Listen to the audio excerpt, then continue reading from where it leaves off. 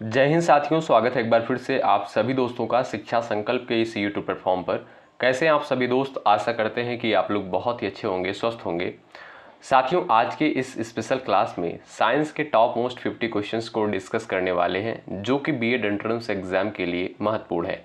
आप किसी भी स्टेट से उस स्टेट की बीएड प्रवेश परीक्षा की तैयारी कर रहे हैं, इस क्लास को सुबह 11:30 बजे करना बिल्कुल मत भूलिएगा। आइए शुरुआत करते हैं बिना किसी देरी के। दोस्तों, यहाँ पर सेलेक्टेड क्वेश्चन से ही कवर किए गए हैं जो एग्जाम के पॉइंट ऑफ व्यू से महत्वपूर्ण है। पहला सवाल आपकी स्क्रीन पर लग चुका है, आप लोग प्रयास करिएगा हर एक सवाल का आंसर देते हुए चलिएगा। पहला क्वेश्चन कहता है, हड्डियों की संरचना में प्रमुख रूप से कौन सा पदार्थ पाया जाता है? कैल्शियम, फास्फोरस, लोहा, सोडियम। आंसर देने का आप लोग प्रयास कर सकते हो। प्रमुख रूप से जो है हड्डियों की संरचना में कौन सा पदार्थ पाया जाता है? यहाँ पर जो भी साथी ऑप्शन नंबर ए पर जा रहे हैं उनका आंसर बिल्कुल राइट हो जाएगा, कैल्शियम। साथियों, आप सभी को पता होगा कि हड्डियों में मुख्यतः कैल्शियम और फास्फोरस पाया जाता है, जो हड्डियों को कठोर और मजबूत बनाने का कार्य करता है। तो आपका यहाँ पर ए ऑप्शन बिल्कुल सटीक आंसर हो जाएगा। अगला सवाल देखें, सवाल नंबर दूसरा। वह प्रक्रिया जिसमें सूर्य की ऊर्जा से खाद्य पदार्थ का निर्माण होता है क्या कहलाती है? श्वसन, विघटन, प्रकाश संश्लेषण, अपघटन।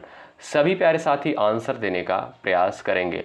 अच्छा, अगर भाई देखिएगा क्लास में एक आध दो प्रश्न रिपीट हो रहा हो तो उसके लिए आपको परेशान होने की आवश्यकता नहीं है। मैं इसलिए कह रहा हूं कि बहुत सारे साथी कमेंट करते हैं कि सर इसमें 2 क्वेश्चन रिपीट हुआ है, इस क्लास में 4 क्वेश्चन रिपीट हुआ है। तो इससे देखिएगा कोई प्रॉब्लम नहीं है, आप लोग इसका जो है रिवीजन कर लिया करिएगा, उसमें कोई समस्या वाली बात नहीं है। ठीक है भाई, चलिए आंसर देने का प्रयास करें। वह प्रक्रिया जिसमें सूर्य की ऊर्जा से खाद्य पदार्थ का निर्माण होता है क्या कहलाती है? प्रकाश संश्लेषण। ऑप्शन नंबर दोस्तों आपका सी बिल्कुल राइट हो जाएगा। जो भी साथी सी ऑप्शन पर गए हैं वो बिल्कुल करेक्ट हैं। अगला सवाल देखिएगा, तापमान मापने के लिए किस यंत्र का प्रयोग किया जाता है? आंसर दे सकते हो आप सभी प्यारे साथी। बैरोमीटर का, थर्मामीटर का, गेज का, माइक्रोस्कोप का।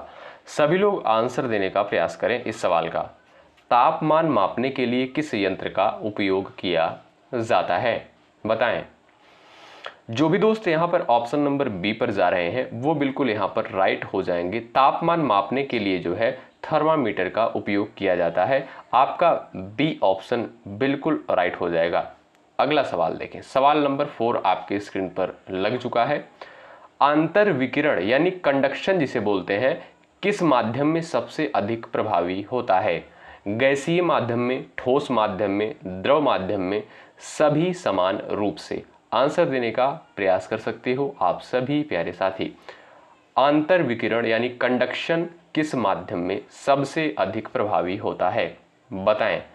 सभी लोग आंसर देने का प्रयास कर सकते हैं।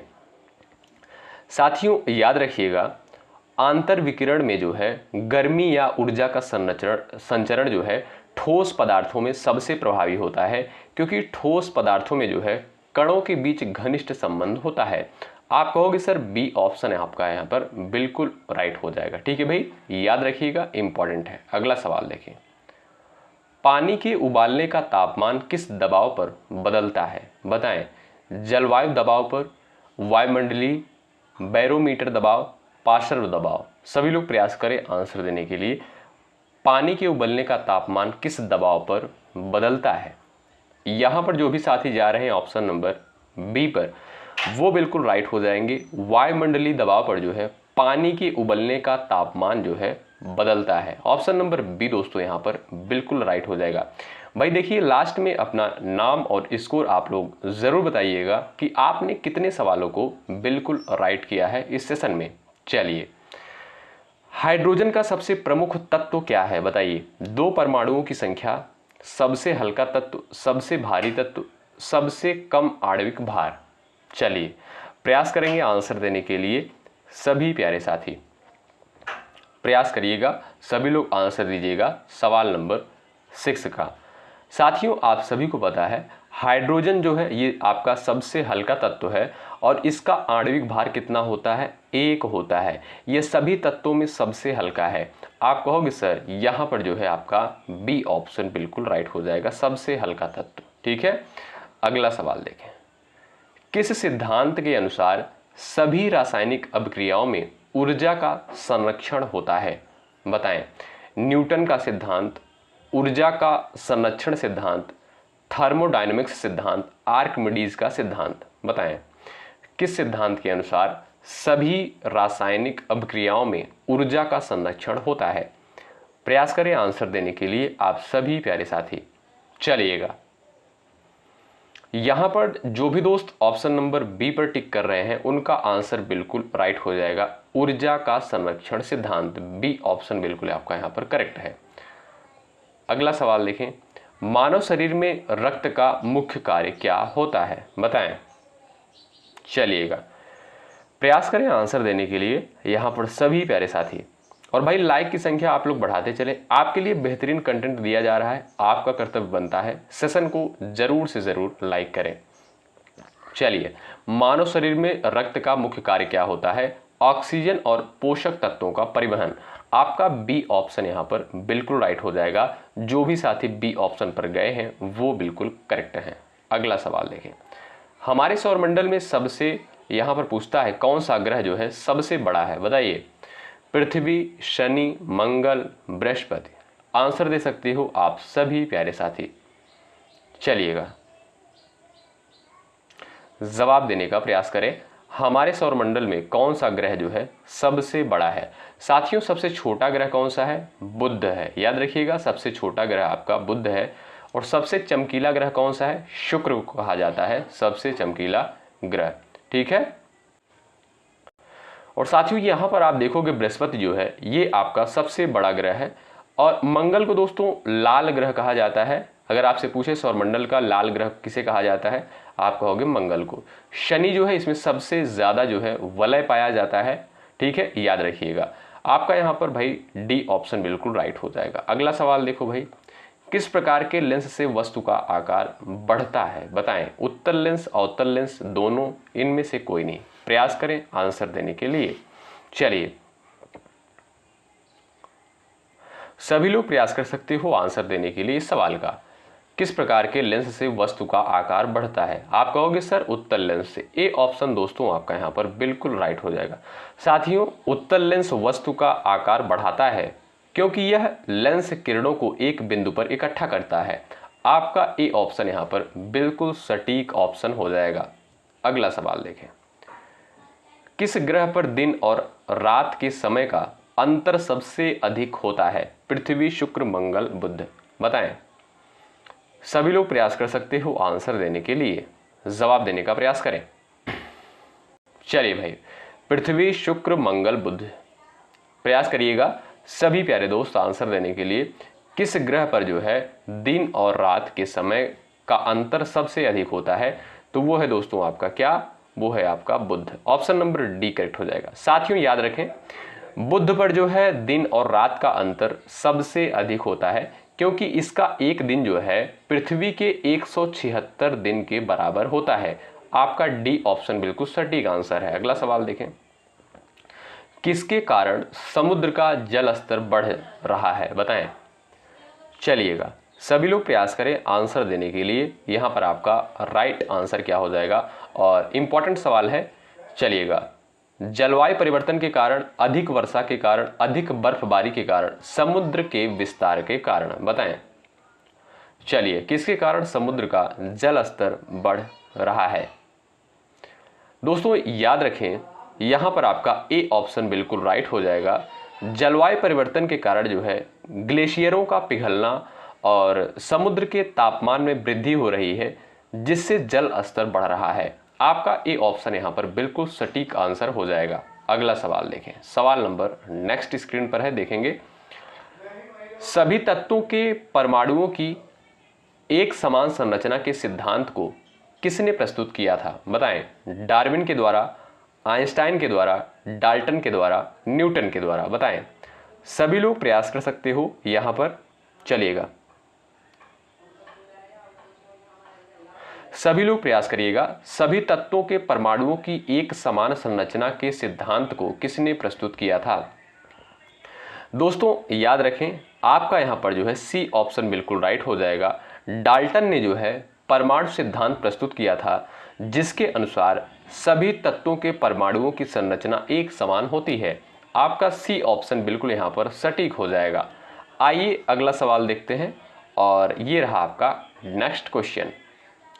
किसकी सहायता से हम दृश्यता में सुधार कर सकते हैं? यानी देखने की क्षमता में किसके द्वारा जो है सुधार किया जा सकता है? बताएं। Microscope, telescope, lens, prism. यहाँ पर दिया प्रिज्म है। सभी लोग प्रयास करें आंसर देने के लिए। चलिए भाई साथियों, लाइक की संख्या बढ़ती रहनी चाहिए। इसमें आपका कोई चार्ज, कोई पैसा नहीं लगता है। अगर आपको कंटेंट बेहतर नहीं लग रहा है, चीज़ें आपको बेहतर नहीं लग रही हैं, आप लोग सेशन को डिसलाइक भी कर सकते हैं, हमें कोई समस्या नहीं है। लेकिन आपके पास दो ऑप्शन है, या तो सेशन को लाइक करिएगा या तो डिसलाइक ज़रूर करिएगा, क्योंकि भाई इतना मेहनत किया जा रहा है आपके लिए, आपका कर्तव्य बनता है एक लाइक ज़रूर करें। और यदि आप चैनल पर नए हैं ज़रूर जुड़िएगा, निश्चित रूप से यहाँ से आपको हेल्प मिलेगी, आप किसी भी स्टेट से हैं। चलिए आंसर दीजिए, किसकी सहायता से हम दृश्यता में सुधार कर सकते हैं? तो वो हो जाएगा आपका कौन सा? यहाँ पर ऑप्शन नंबर सी।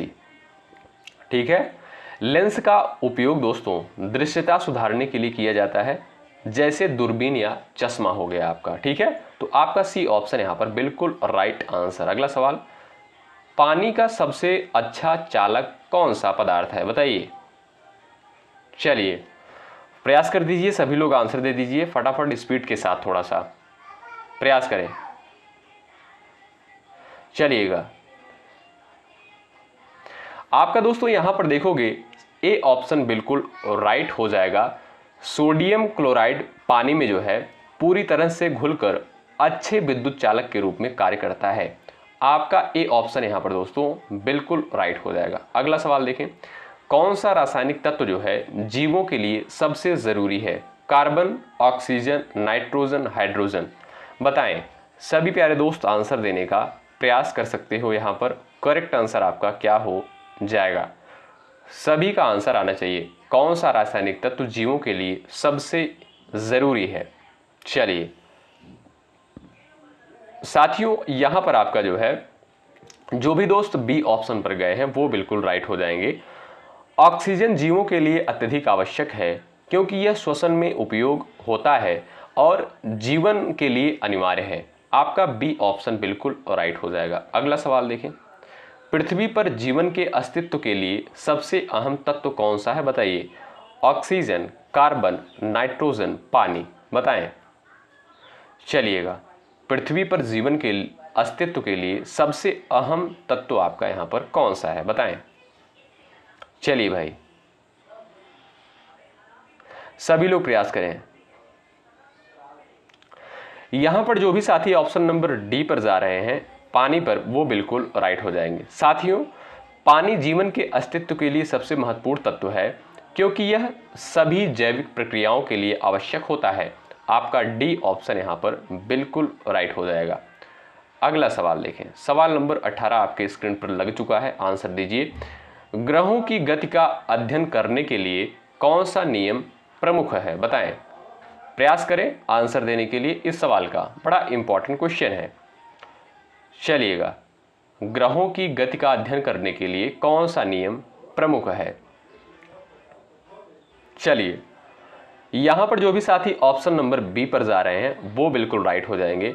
साथियों, केपलर का गति का नियम ग्रहों की गति को समझाने का प्रमुख सिद्धांत है। आपका यहाँ पर बी ऑप्शन बिल्कुल राइट हो जाएगा। अगला सवाल देखें, सवाल नंबर 19 स्क्रीन पर लग चुका है। ऊष्मा का प्रवाह जो है किससे नियंत्रित होता है? बताएं। चलिए, ऊष्मा का प्रवाह जो है किससे नियंत्रित होता है? सभी लोग प्रयास कर सकते हो आंसर देने के लिए। चलिएगा,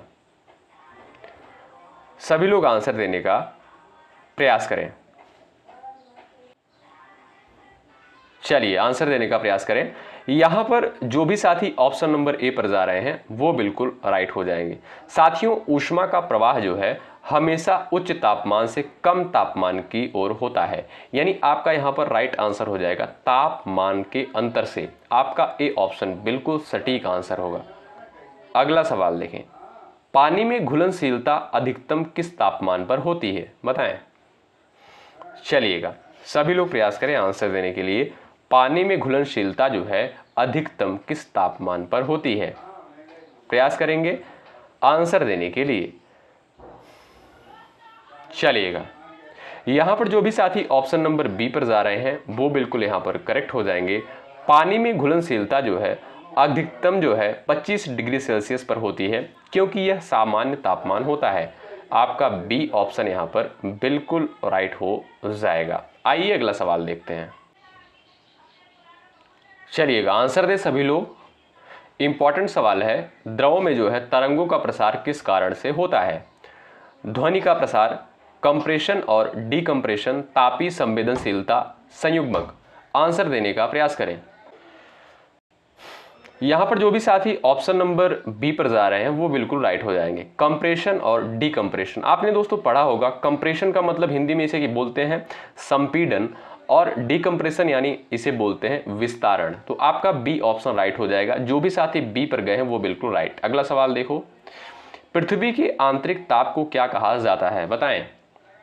चलिए, कोर तापमान, जलवायु यहां पर दिया है, ज्वालामुखी ताप, बाह्य तापमान, सतही तापमान। प्रयास करो आंसर देने के लिए सभी दोस्त। चलिएगा, चलिए प्रयास करें आंसर देने के लिए। साथियों, यहां पर जो भी साथी ऑप्शन नंबर ए पर जा रहे हैं वो बिल्कुल राइट हो जाएंगे।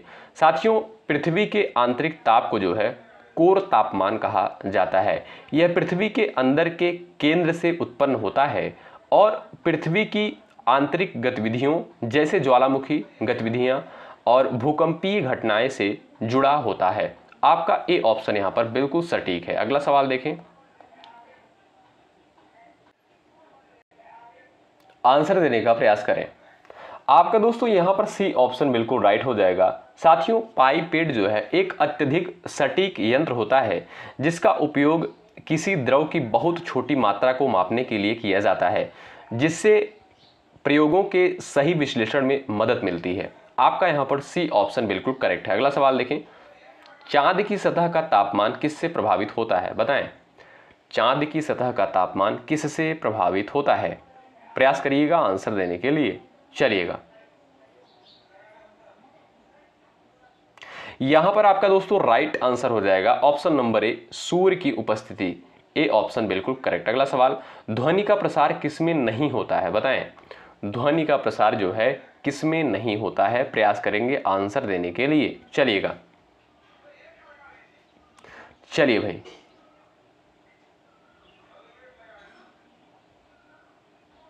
यहां पर दोस्तों आपका जो है डी ऑप्शन बिल्कुल राइट हो जाएगा। जो भी साथी डी ऑप्शन पर जा रहे हैं वो बिल्कुल राइट हो जाएंगे। साथियों, ध्वनि का प्रसार जो है निर्वात में नहीं होता है, क्योंकि ध्वनि एक यांत्रिक लहर है और इसके प्रसार के लिए जो है माध्यम की आवश्यकता होती है। निर्वात में जो है कण नहीं होते हैं, इसलिए ध्वनि का प्रसार संभव नहीं होता है। आपका डी ऑप्शन यहां पर बिल्कुल सटीक आंसर हो जाएगा। ठीक है भाई, आइए अगला सवाल देखते हैं। सवाल नंबर नेक्स्ट, सभी रासायनिक अभिक्रियाओं में कौन सा तत्व हमेशा भागीदार होता है? Carbon, hydrogen, oxygen, nitrogen. बताएं। चलिएगा, सभी रासायनिक अभिक्रियाओं में कौन सा तत्व हमेशा भागीदार होता है? आंसर कर सकते हो आप लोग। यहां पर करेक्ट आंसर क्या हो जाएगा? चलिए भाई, यहां पर दोस्तों आपका जो है राइट आंसर क्या हो जाएगा? जो भी साथी सी ऑप्शन पर गए हैं वो बिल्कुल राइट हो जाएंगे। ठीक है, ऑक्सीजन। साथियों, अधिकांश रासायनिक अभिक्रियाओं में जो है ऑक्सीजन एक महत्वपूर्ण तत्व के रूप में भाग लेता है, खासकर जब किसी पदार्थ के साथ जलने की प्रक्रिया जैसे दहन जब होता है, तो इसमें जो है इसका इंपॉर्टेंस होता है। किसका? ऑक्सीजन का। अगला सवाल देख लो, जीवों की वृद्धि के लिए सबसे मुख्य रूप से किसका योगदान होता है? बताएं। पोषक तत्वों का, ऑक्सीजन का, पानी का, टेम्परेचर का। बताओ, आंसर कर सकते हो आप लोग। जीवों की वृद्धि के लिए सबसे मुख्य रूप से किसका योगदान होता है? चलिए, सभी लोग प्रयास करें।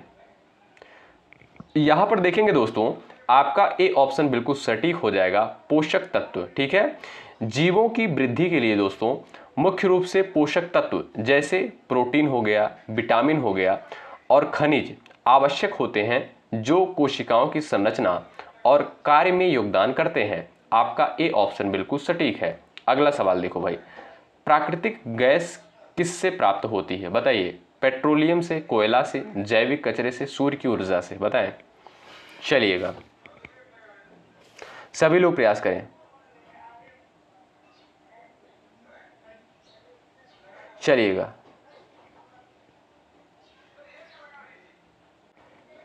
यहां पर दोस्तों आपका जो सटीक आंसर हो जाएगा वो होगा आपका पेट्रोलियम। ठीक है, ए ऑप्शन बिल्कुल आपका यहां पर करेक्ट हो जाएगा।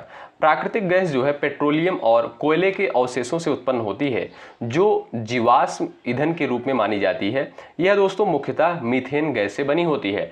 यहाँ पर जो दोस्तों आपका सटीक आंसर होगा वो पेट्रोलियम होगा, ना कि कोयला। ठीक है, तो ए ऑप्शन आपका यहाँ पर बिल्कुल राइट है। अगला सवाल देखो, वह प्रक्रिया जिससे जल का वाष्पीकरण और वर्षा एक क्रम में होते हैं क्या कहलाती है? जल चक्र, ऊर्जा चक्र, जीवन चक्र, वायुमंडलीय चक्र? बताएं।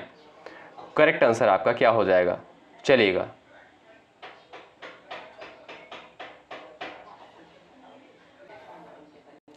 चलिए प्रयास करें आंसर देने के लिए सवाल का। यहां पर दोस्तों आपका राइट आंसर हो जाएगा जल चक्र। ए ऑप्शन वाले दोस्त यहां पर बिल्कुल करेक्ट हो जाएंगे। अगला सवाल देखें भाई, हमारे शरीर के किस अंग में पाचन क्रिया होती है? चलिए बताएं। सभी लोग प्रयास कर सकते हो आंसर देने के लिए। यहां पर करेक्ट आंसर क्या होगा बताएं। चलो भाई, यहां पर जो भी साथी बी ऑप्शन पर गए हैं वो बिल्कुल राइट, छोटी आंत। अगला सवाल देखो भाई, वह तत्व जो किसी भी कोशिका का मुख्य हिस्सा होता है क्या कहलाता है? चलिए, वह तत्व जो किसी भी कोशिका का मुख्य हिस्सा होता है क्या कहलाता है? बता सकते हो आप लोग। चलिए, यहां पर जो भी साथी जा रहे हैं ऑप्शन नंबर ए पर वो बिल्कुल राइट है, न्यूक्लियस। ए ऑप्शन वाले दोस्त यहां पर बिल्कुल करेक्ट है। अगला सवाल देखो भाई, अम्ल और क्षार के बीच क्या अंतर होता है? बताएं। चलिएगा, प्रयास करिएगा आंसर देने के लिए। सभी लोग बताएं, यहां पर करेक्ट आंसर आपका क्या हो जाएगा? यहां पर जो भी दोस्त जा रहे हैं ऑप्शन नंबर ए पर बिल्कुल राइट आंसर हो जाएगा भाई। ठीक है, अम्ल और क्षार के बीच दोस्तों मुख्य अंतर पीएच स्तर का होता है। जैसे अम्ल का पीएच जो होता है 7 से कम होता है, और जबकि क्षार का जो पीएच होता है वो 7 से अधिक होता है। ठीक है, याद रखें। अगला सवाल देखें, धातु और अधातु के बीच सबसे बड़ा अंतर क्या होता है? बताएं। सबसे बड़ा अंतर जो है क्या होता है धातु और अधातु के मध्य? चलिएगा, प्रयास करें आंसर देने के लिए।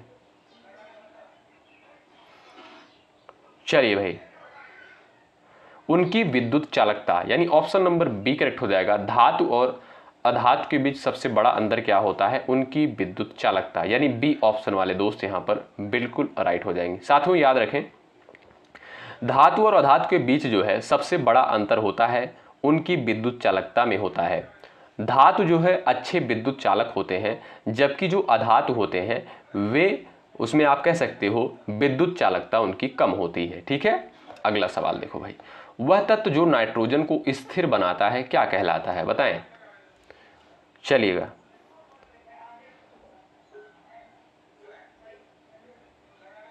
प्रयास करें आंसर देने के लिए। राइट आंसर आपका क्या हो जाएगा? वह तत्व जो नाइट्रोजन को स्थिर बनाता है वो हो जाएगा आपका दोस्तों अमोनिया। ऑप्शन नंबर बी आपका राइट हो जाएगा। अमोनिया का रासायनिक सूत्र होता है NH3। आप सभी को दोस्तों पता होगा, अमोनिया जो है नाइट्रोजन को स्थिर बनाता है क्योंकि यह नाइट्रोजन के साथ बॉन्ड बनाकर उसे स्थिर कर देता है। आपका बी ऑप्शन यहाँ पर बिल्कुल करेक्ट है। अगला सवाल देखें, क्या विद्युत धारा के प्रवाह को रोकता है? बताएं। कंडक्टर, इंसुलेटर, यहाँ पर आधे कंडक्टर, इलेक्ट्रॉन। 4 ऑप्शंस आपके सामने दिए गए हैं, आंसर दे सकते हो। क्या विद्युत धारा के प्रवाह को रोकता है? बताएं। चलिएगा,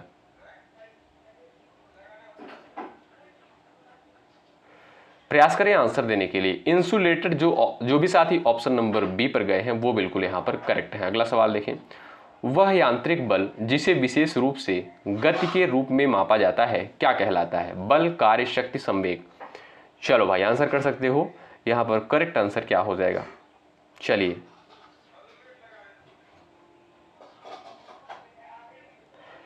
यहां पर जो भी साथी जा रहे हैं ऑप्शन नंबर डी पर वो बिल्कुल करेक्ट हो जाएंगे। साथियों, संवेग जिसे इंग्लिश में बोलते हैं मोमेंटम, वह यांत्रिक बल है जिसे किसी पिंड की गति और उसके द्रव्यमान के गुणनफल के रूप में जो है मापा जाता है।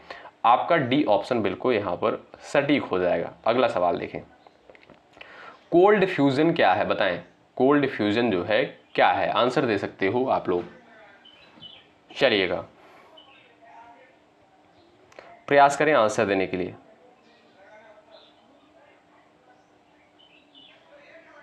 यहां पर दोस्तों आपका राइट आंसर क्या हो जाएगा आप लोग बता सकते हो। जो भी साथी ऑप्शन नंबर सी पर गए हैं वो बिल्कुल यहां पर राइट हो जाएंगे। कम तापमान पर नाभिकीय संलयन, कोल्ड फ्यूजन क्या होता है, कम टेम्परेचर पर नाभिकीय संलयन। साथियों कोल्ड फ्यूजन जो है वह प्रक्रिया है जिसमें नाभिकीय संलयन कम तापमान पर होता है, जबकि सामान्यतः जो है यह उच्च टेम्परेचर पर होता है। लेकिन जो है कोल्ड फ्यूजन क्या है, इसमें क्या होता है, कम टेम्परेचर पर नाभिकीय संलयन हो जाता है। ऑप्शन नंबर सी बिल्कुल राइट। अगला सवाल, जमीन पर मौजूद पानी के भंडारण को क्या कहा जाता है, बताएं। चलिए आंसर कर सकते हो, राइट आंसर क्या हो जाएगा। चलिए भाई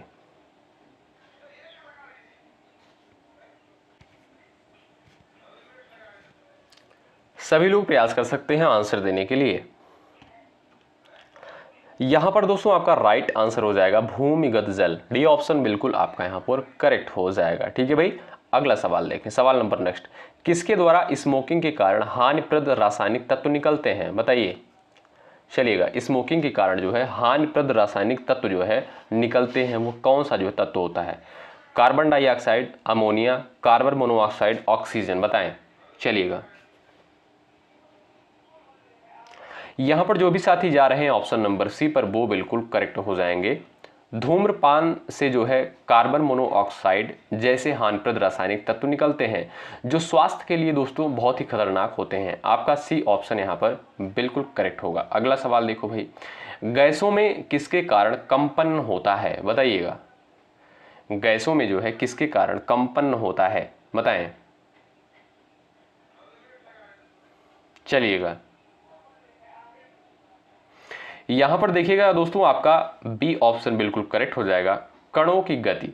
साथियों गैसों में जो है कणों की गति के कारण कंपन होता है, क्योंकि गैस के कण आपस में टकराते रहते हैं जिससे उनमें ऊर्जा का संचार होता है। आपका बी ऑप्शन बिल्कुल सटीक हो जाएगा। आप सभी दोस्त एक बार सेशन को लाइक कर दे भाई, और जो भी साथी चैनल पर नए हैं बीएड एंट्रेंस एग्जाम की तैयारी कर रहे हैं चैनल से जुड़ सकते हैं, निश्चित रूप से आपको यहां से हेल्प मिलेगी। अगर आपको चीजें बेहतर लग रही हैं तब जरूर जुड़िएगा, नहीं तो कोई बात ही नहीं है। अगला सवाल देखें, किसी पिंड का तापमान जो है बढ़ने पर उसके आकार में क्या परिवर्तन होता है, बताएं। संकुचन होता है, विस्तार होता है, कोई परिवर्तन नहीं होता, असममित रहता है, बताएं। चलिए प्रयास करें आंसर देने के लिए। किसी पिंड का तापमान जो है बढ़ने पर उसके आकार में क्या परिवर्तन होता है, आप कहोगे सर विस्तार होता है, बी ऑप्शन बिल्कुल राइट हो जाएगा। जब किसी पिंड का तापमान बढ़ता है तो उसका आकार बढ़ता है, क्योंकि तापमान वृद्धि के साथ दोस्तों कणों की गति बढ़ जाती है जिससे कणों के बीच की दूरी बढ़ जाती है। आपका यहां पर बी ऑप्शन बिल्कुल राइट हो जाएगा। अगला सवाल देखें, किस पदार्थ का उपयोग उच्च तापमान में धातु के गलने के लिए किया जाता है, बताएं। चलिए किस पदार्थ का उपयोग उच्च तापमान में धातु के गलने के लिए किया जाता है, सोडियम, सिलिका, ग्रेफाइट, पोटास। चलिएगा प्रयास करें।